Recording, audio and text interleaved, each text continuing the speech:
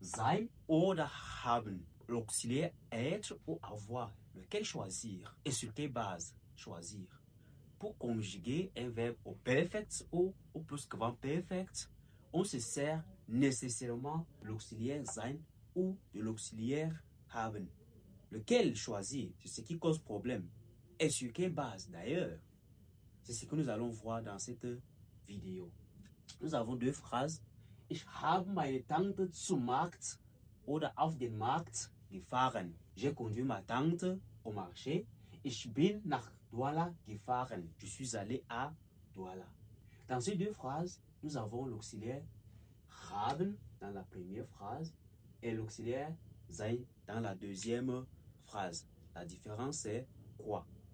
Dans la première phrase, on remarque qu'il y a accusatif object, c'est-à-dire un complément d'objet direct. Alors que dans la deuxième phrase, il n'y a pas de complément d'objet direct. Ce qui nous montre que ne peut être conjugué avec l'auxiliaire haben que verbe transitif. Et deuxième catégorie, ce sont des verbes pronominaux, réflexives Verben. Sich freuen, sich ärgern, sich waschen, se réjouir, s'énerver, se laver. Tous ces verbes pronominaux se conjuguent donc avec l'auxiliaire haben. Maintenant, avec sein, c'est d'abord les verbes intransitifs, c'est-à-dire des verbes qui n'admettent pas de complément d'objet. Fortbewegungsverben, c'est-à-dire les verbes de déplacement d'un point A pour un point B.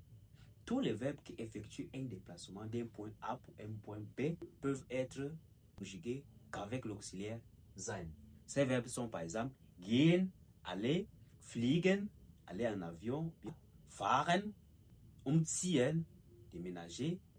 Deuxième catégorie, nous avons Zustandsveränderungsverben, les verbes de changement d'état.